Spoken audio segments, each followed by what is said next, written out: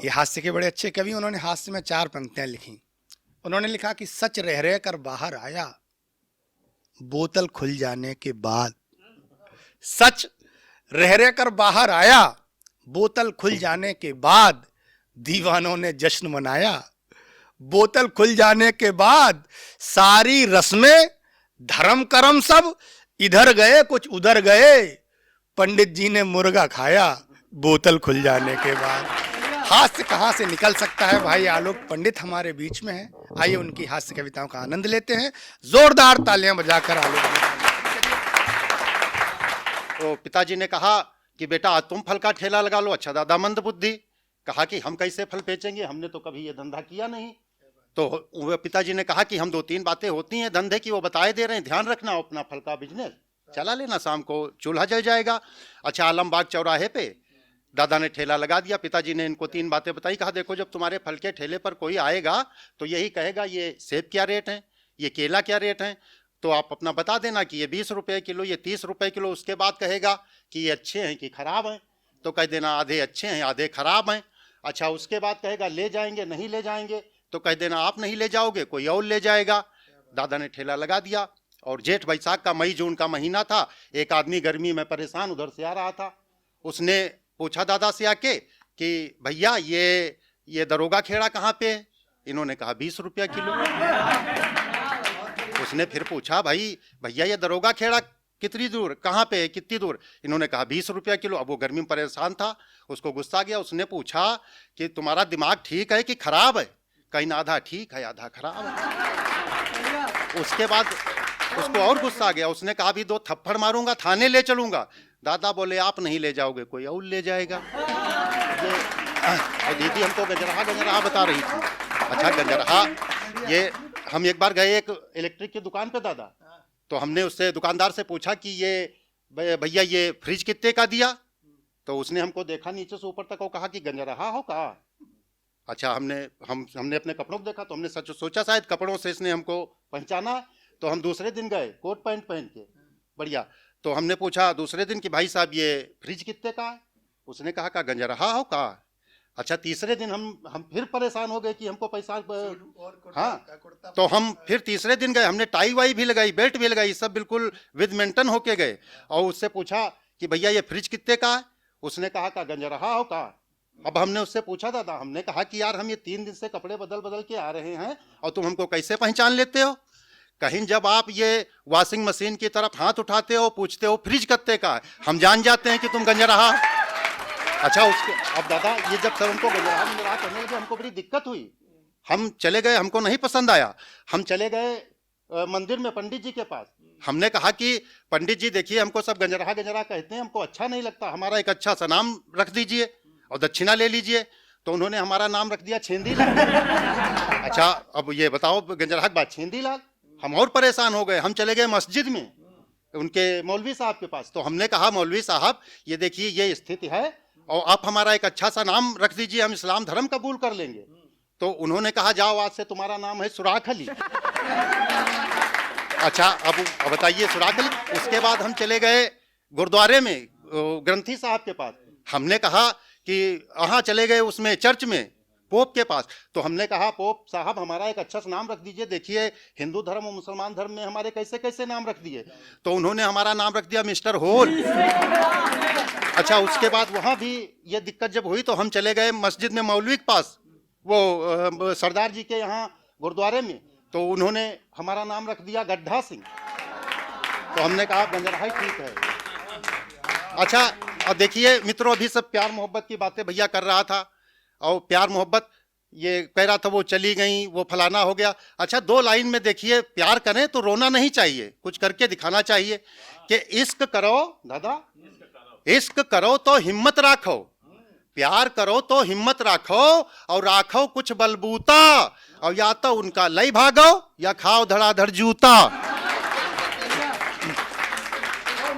हाँ रोना धोना नहीं चाहिए। अच्छा दादा ये देखिए हमने भी प्यार किया। अच्छा ये प्यार कभी हमको सूट नहीं किया, अजीब परिस्थितियां होती चली गई, दिक्कतें होती चली गई, कभी भी हमको प्यार सूट नहीं किया। कि देखिए मुझको भी एक हसीना से प्यार हो गया, मुझको भी एक हसीना से प्यार हो गया, वो रात में मिलेगी ये इकरार हो गया। चक्कर लगाए उसके घर के रात रात भर, आशिक न हुआ जैसे चौकीदार हो गया, आशिक न हुआ जैसे चौकीदार हो गया। और दादा देखिए, मिलने आई मुझसे वो, लेकिन क्या स्थिति हुई। अच्छा गंजरहा हूँ, गांव का हूँ, गांव की मोहब्बत कैसी होती है, क्या विचित्र परिस्थितियां हो जाती हैं। खुदा ने अपने हाथों से गजब की सै बनाई थी, खुदा ने अपने हाथों से गजब की सै बनाई थी, मोहब्बत में मेरी कोशिश भी एक दिन रंग लाई थी। आवाज नहीं आ रही। खुदा ने अपने हाथों से गजब की सै बनाई थी, मोहब्बत में मेरी कोशिश भी एक दिन रंग लाई थी।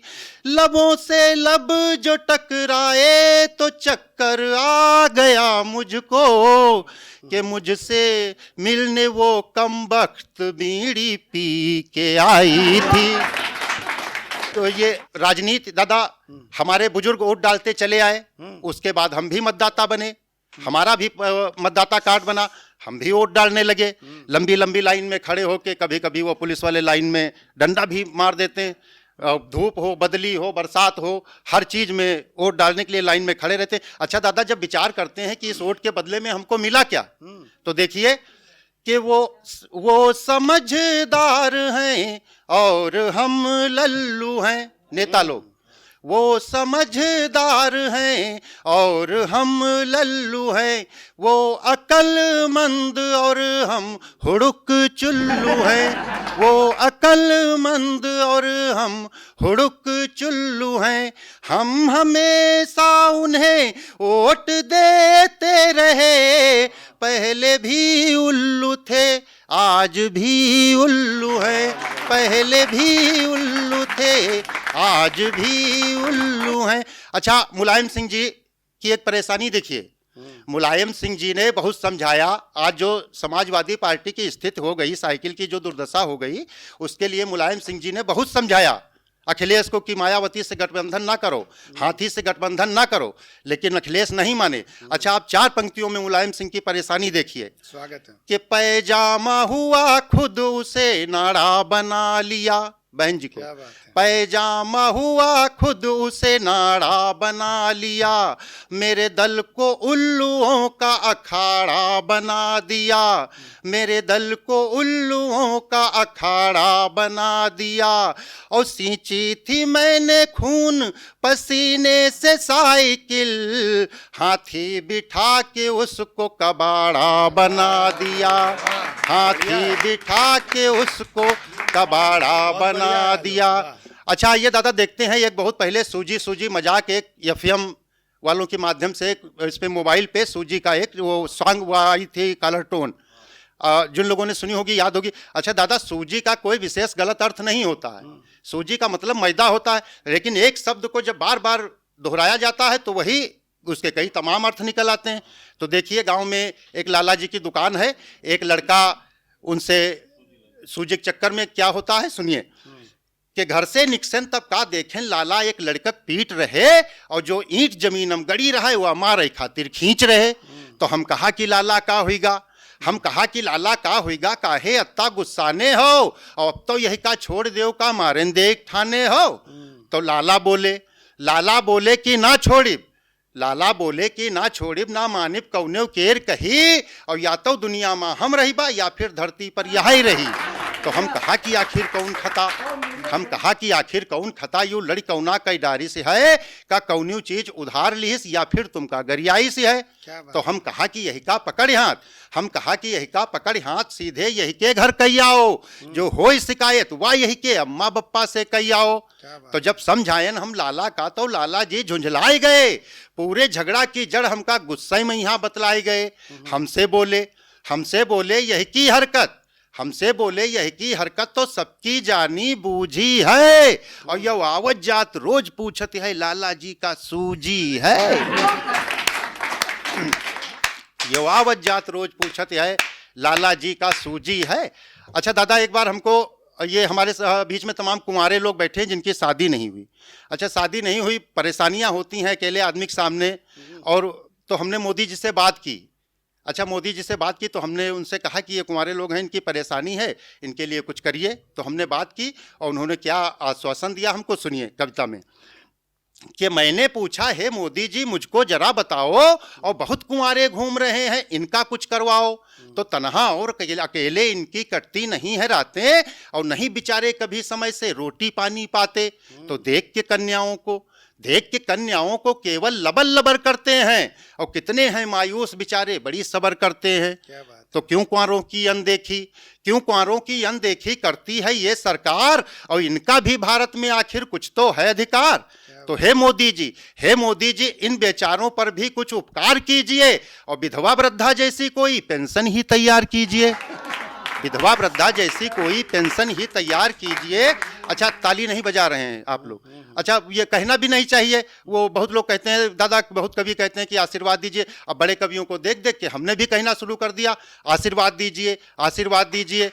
अच्छा, वे बीच में एक श्रोता खड़ा हो गया, उसने कहा कवि जी आशीर्वाद लीजिए। तो उसने हमको आशीर्वाद दिया। उसने कहा, कवि जी आपके लड़के बच्चे जिएं और बड़े होकर आपका खून पिएं। तो इस तरह का आशीर्वाद हो जाता। क्या बात है। अच्छा, तो मैंने पूछा, है मोदी जी मुझको जरा बताओ, और बहुत कुंवारे विधवा वृद्धा जैसी कोई पेंशन ही तैयार कीजिए। तो वो मोदी बोले, दादा जवाब आता है उधर से मोदी जी का, कि मोदी बोले, सुनो कवि जी मेरा कोई दोष नहीं है, और कुर्सी रहे या जाए मुझको इसका भी अफसोस नहीं है, और लाख करूं कोशिश लेकिन ना निकलेगा परिणाम। अरे कोई कुंवारी जब छोड़ेंगे बापू आसाराम, कोई कुंवारी जब छोड़ेंगे बापू आसाराम, लेकिन वादा है संसद में अध्यादेश बनाऊंगा, और जितने कुंवारे हैं सबको रड़ुआ पेंशन दिलवाऊंगा। जितने कुंवारे हैं सबको रड़ुआ पेंशन दिलवाऊंगा। और दादा एक रचना और देखिए, स्वागत है। हमारी शादी हुई। अच्छा, हमारी शादी के बाद सब अच्छा रहा। उसके बाद सुबह जब कलेवक बाद विदाई का नंबर आया तो शिष्टाचार की रस्म शुरू हो गई। हमारे सास ससुर आए, उन्होंने हमसे शिष्टाचार किया। उसके बाद हमारा साला आया। अच्छा, साले ने हमसे कैसा शिष्टाचार किया ये आप कविता में देखिए कि तब बखत विदाई क्या रहा, साला हमार समहे बैठा, और बड़े जोर से घूर रहा, और लागे ऐठा ऐठा। तो हमसे बोला देखो ऐसी का इंगी उंगी झांकती हो, और याक बहिन दे दिया तहूँ चाचक बिटिया का ताकत हो। याक बहिन दे दिया तहूँ चाचक बिटिया का ताकत हो। तो जीजा जी अब जाओ घरे, जीजा जी अब जाओ घरे, और हंसी खुशी के साथ रहो। हाय बहुत प्यार बहिन हमका यही का ना कच्ची बात कहो। नहीं गांव भरे में पूछ लो, नहीं गांव भरे में पूछ लो कि हम कतनन का मारे हन। 10-20 खोपड़ी फोड़ दिया, बहुतन की टांगे फारे हन।